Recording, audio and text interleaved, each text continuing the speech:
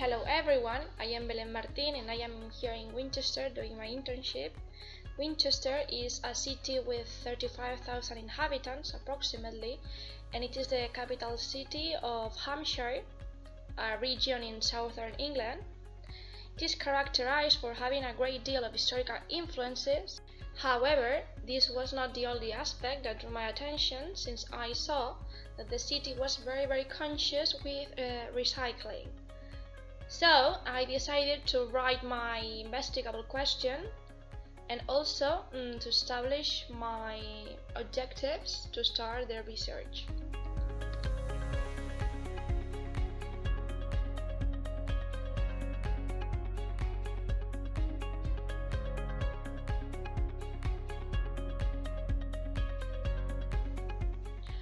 After noticing this, I started to pay attention on all the items related to recycling around the city.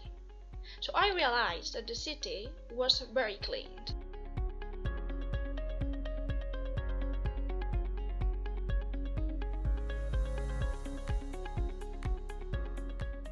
There were many recycling bins with lots of departments, boxes provided by the city council to collect glass, and also in all coffee shops the beverages were cheaper to take away if you brought your own cup. Besides, I saw a curious fact because there was a massive sculpture in a fish form, made with recycling materials in order to recycle plastic bottles.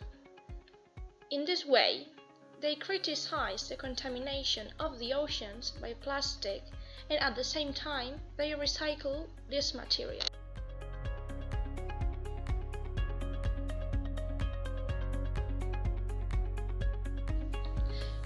In fact, there is a huge list for the citizens of the products they can put on the green bin and the products that they cannot. Specifically, I found out that residents from Winchester recycle 35% of their waste per year. Not only were the inhabitants of the city aware of recycling, but also the students of University of Winchester. As I live on campus, I investigated in there how the university on its whole and young people were involved with the topic. So now I'm going to show you how this process works. Follow me. Here we find a common bin located around all Winchester, composed of litter, which is the rest of the rubbish, and the part that corresponds to the green bin, the recycling part.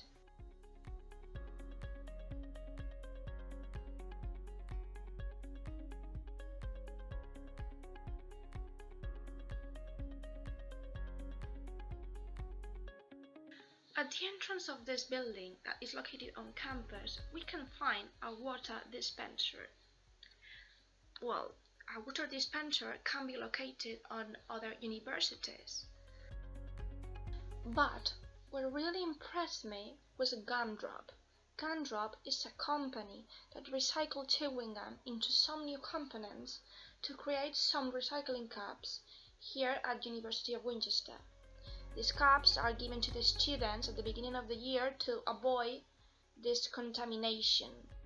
In terms of the chewing gum recycling, which you've seen, the GumTech little pods, I've got a mini one here. There are individual ones. The large scale that you'll see dotted around campus, when they're full, we send them off to GumTech, who then cleans them, processes them, and uses them as a part to make these cups. This is a scheme we've been running for about 3 years now. We have to buy them back from GumTech, but it's far more carbon efficient than if we just continue with disposable cups.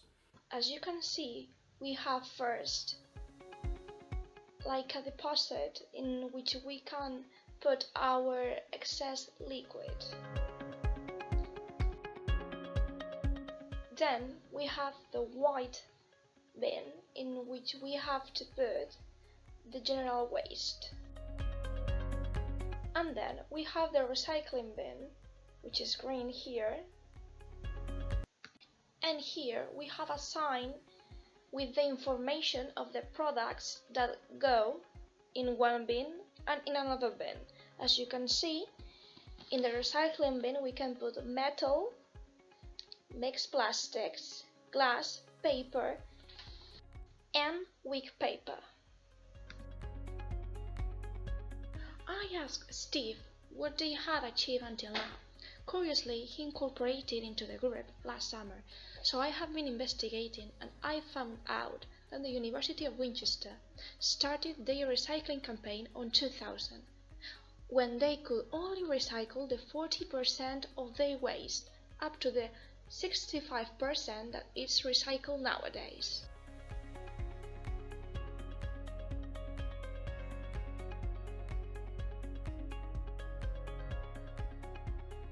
All of your standard disposable coffee cups that you get, whether it's on the university or Costa or any of the other coffee places, whether it's own branded or not, they're all made from card and they all have a thin plastic liner on the inside.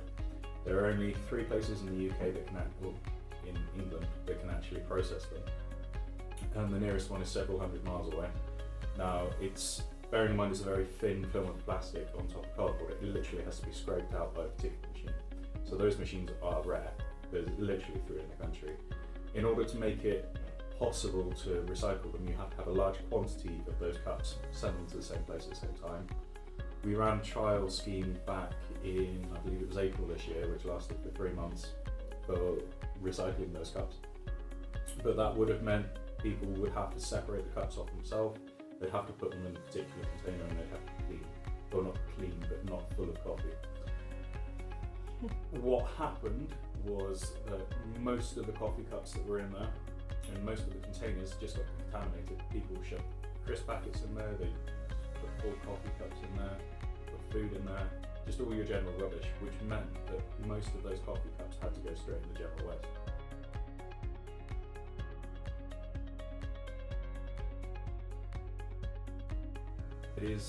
The purpose of it is to get staff and students together to hold a conversation. So people that are interested and people that have already been interested for a long time and they've tried different stuff, they found what works, what doesn't, they can share the information with each other.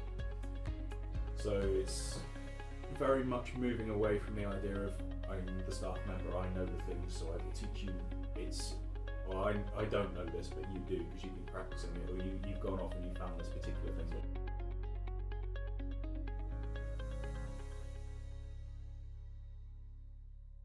The university uses a lot of cling film.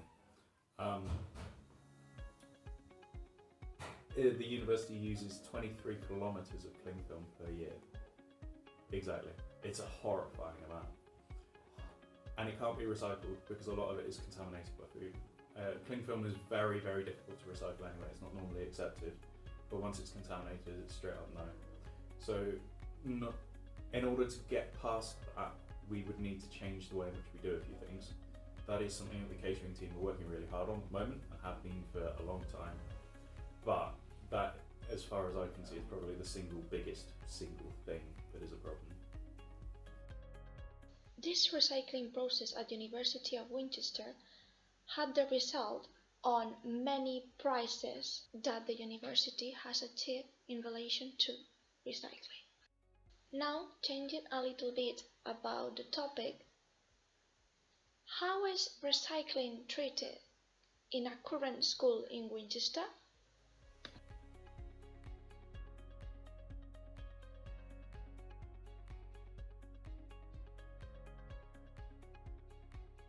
After seeing the recycling process in University of Winchester, I wanted to see how recycling was treated at a primary school. So I went to the school in which I was developing my internship to know this fact. I prepared a lesson about some introductory concepts about recycling for the children of year reception and year 1 that correspond to the ages of 5 and 6 years old. Previously, I talked to my tutor, who was their teacher, to ask so then I can start by one point or another point. When it was time to perform my lesson, I realized that the only thing that the children know about recycling was the existence of two bins, the white bin and the green bin. Anyway, they came out with lots of different and interesting ideas about recycling.